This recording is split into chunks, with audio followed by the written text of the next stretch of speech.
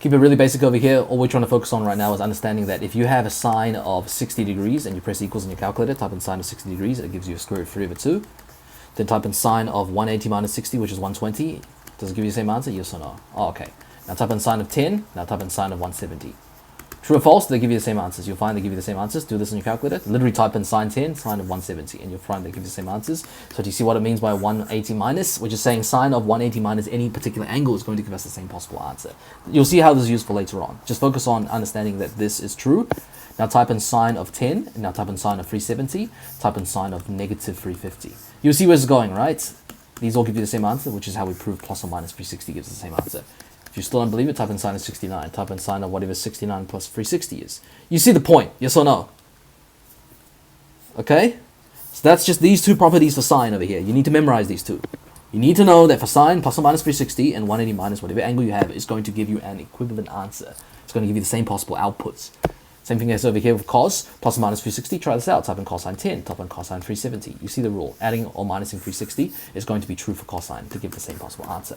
Type in cosine of 69, type in cosine of negative 69, type in cosine of 420, type in cosine negative 420 on your calculator. Yes or no? Do these give the same answers? Yes, yes, yes, yes. What does it tell you? Oh, negative gives the same answer. You see what we're referring to over here? See these rules? These are things you need to memorize. For cosine, the same way sine was 180 minus, cosine is 360 minus. Now, it might look like there's a lot of rules to memorize over here. It looks like 5 individual rules, but think about it this way, right? Notice how sine and cos both have plus or minus 360 in common. That helps it easier to memorize, doesn't it? It's much easier to reference when you have these two as a pattern, right? Plus or minus 360 applying to both of them, so that's a lot easier to memorize. And you know that negative gives the same answer for cos. Sine is just 180 minus, cosine is just 360 minus. Okay? Try it out. Type in, you see what I mean? Like cosine 20, type in cosine of 340. Do they give the same answers, yes or no? Ah, they give the same answers. You get the points. Okay, so these are the 3 rules you need to memorize for cosine. And you'll see why this is relevant later on. I'm going to look at some very intensive exam scenarios. You'll see why this is relevant. You'll see exactly how it's applied and essentially how to get the marks. Tan, very easy, plus or minus 180. If you can't memorize that, then, you know, that's your problem. Surely you get the point, right? Tan plus or minus 180. Try it out. Type in tan of 10, type in tan of 190, type in tan of 10 minus 180, type in tan of negative 170. You get the point. Plus or minus 180 gives the equivalent answers. And you see why this is relevant now. Because don't worry too much about this. This is later on, okay? I mean, obviously you should know this walking to the exam. But for the purpose of this exercise right now, we're trying to explain to you the basics of if you have between 0 and pi, assume that you know what radians means. Remember, radians is just the same thing as degrees. It's just pi represents 180 degrees. Pi radians represents 180 degrees. My point is this, okay? You have to remember. So in case you're confused about sort of how to start off, like what the fuck were we on about over here? If you have sine of x equals to square root 2/2, you get that x comes from doing shift sine of square root 2/2. Do this on your calculator right now. You see where we're going with this? We're trying to explain to you, right? If you do a shift sine of square root 2/2, you get 45 degrees, don't you? But do you see how technically from before we have all these bunch of rules for sine, right? Plus or minus 360, 180 minus. Do you understand what I mean by these infinite possible numbers over here that give the same answer to this?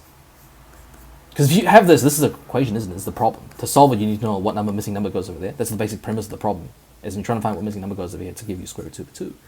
If you found that 45 gives you square root 2/2, and you know a bunch of other numbers, it's infinite possible ones. Because you keep adding 360 to this, you're going to get answers that satisfy this. So do you see why exam questions, they give to you this particular limited region from which you're allowed to find answers? You want to find all the possible answers between 0 and 360. You see what they're getting at now? Because if they don't give you this particular scope, if they don't limit it, you have infinite possible answers, because you know that if you keep adding 360, it gives you other answers.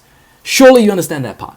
So you see why for this type of question over here, if you're starting off with 3 theta, excuse me, they have to give us a specific region. Now there's a rule you need to memorize, okay? This is also mentioned in the Google Docs right before this tutorial. You know how we mentioned in the Google Docs. If it's 3 theta over here inside the brackets, we better change the domain given to us. If it is 3 theta in here, we better change the domain to, first step, 3 theta between 0 and 3 pi. Okay? And also, this is just a rule I recommend to you. This is a very good habit to have. If you're dealing with radians, just when you're doing the question, do it in degrees first. Always. If they give it to you in radians, deal with degrees first. And you know pi represents 180 degrees. So this is your first step over here. 3 times 180, which is 540 degrees.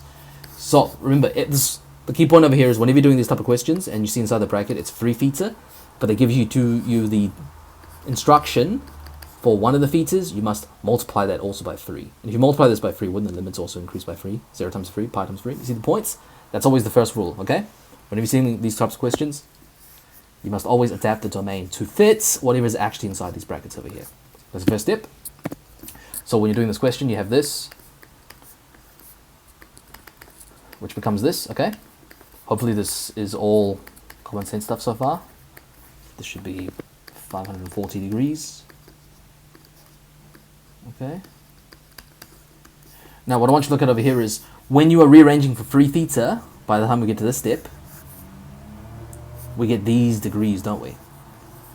As in, if you type in shift tan or 4 over 3, you get 53.1. You're comparing it with this region is what's happening over here. That's what you're going to know is going on. You don't, so the mistake you would make over here, don't make this mistake. When you're doing this question, you got to this step. By the time you get to this, you're wondering, like, why didn't we just immediately divide by 3? Why do we write a bunch of these numbers first for 3 theta? It looks a bit strange, isn't it? It would make more sense to do 3 theta equals to 53.1 and then immediately rearrange for this, isn't it? As in, that's what algebra intuition tells you to do, right? Surely you understand this part. Why do we rearrange divide by 3 at the very end? This is a rule you have to apply every single time. Don't worry too much about why we have to do it. I'm telling you, if you don't do this, you're not going to get the full marks every single time. That's just what it is. If you really want to know, just message me. But I'm saying, for the purpose of getting marks every single time, fully correct, make sure that if they give it to you in 3 theta, you find all the possible answers for 3 theta first.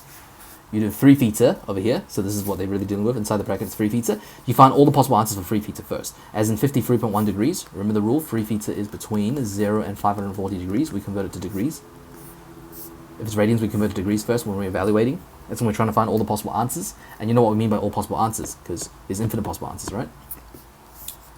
We want to find all the possible answers between 0 and 540. 53.1, we just compare. Is it between this region? Yes. Because we're saying 3 theta is equal to 53.1. See how that works?